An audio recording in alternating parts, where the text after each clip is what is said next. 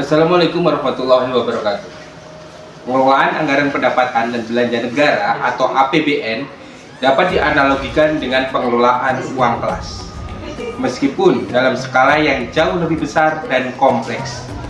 Prinsip dasar pengelolaan keuangan pada keduanya memiliki kemiripan, terutama dalam hal perencanaan, pengumpulan dana, pengeluaran, dan akuntabilitas. Berikut penjelasannya.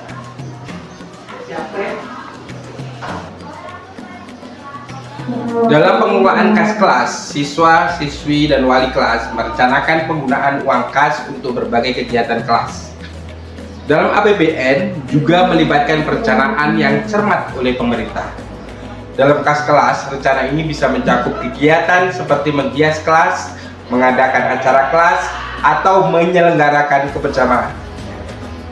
Begitu pula pemerintah merencanakan bagaimana pendapatan negara akan digunakan untuk berbagai program dan proyek nasional seperti pembangunan infrastruktur, pendidikan, kesehatan, dan lain-lain. Sumber dana kas kelas maupun APBN dilakukan dengan cara pengumpulan dana. Dalam kas kelas, dana biasanya dikumpulkan dari iuran siswa-siswi secara berkala sesuai kesepakatan. Setiap siswa-siswi mungkin diwajibkan untuk memberikan kontribusi tertentu yang akan digunakan untuk kepentingan bersama.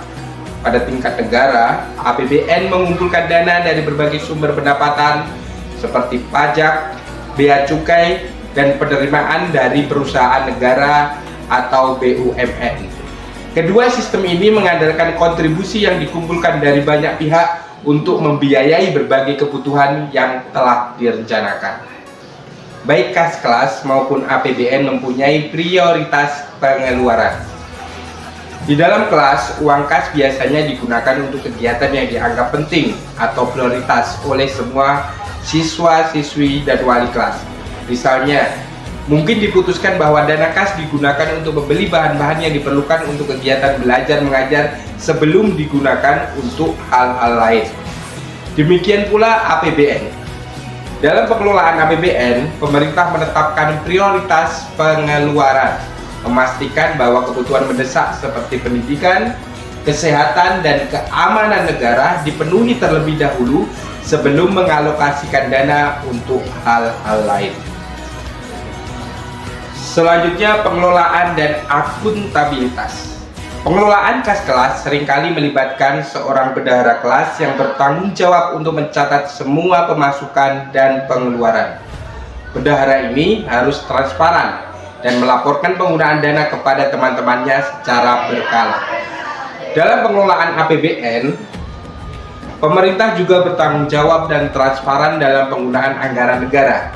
Lembaga seperti Badan Pemeriksa Keuangan atau BPK bertugas untuk mengawasi dan mengaudit penggunaan dana negara untuk memastikan bahwa anggaran digunakan secara benar dan sesuai dengan rencana yang disetujui. Terakhir, pengendalian dan pengawasan. Di tingkat kelas biasanya ada rapat atau pertemuan yang melibatkan seluruh siswa-siswi dan wali kelas untuk membahas bagaimana dana kas kelas digunakan dan apakah ada kebutuhan untuk menyesuaikan pengeluaran. Demikian juga dalam pengelolaan APBN. Ada mekanisme pengawasan dan evaluasi oleh parlemen dan lembaga terkait untuk memastikan bahwa anggaran negara digunakan secara efektif dan efisien. Demikian, terima kasih. Semoga bermanfaat. Wassalamualaikum warahmatullahi wabarakatuh.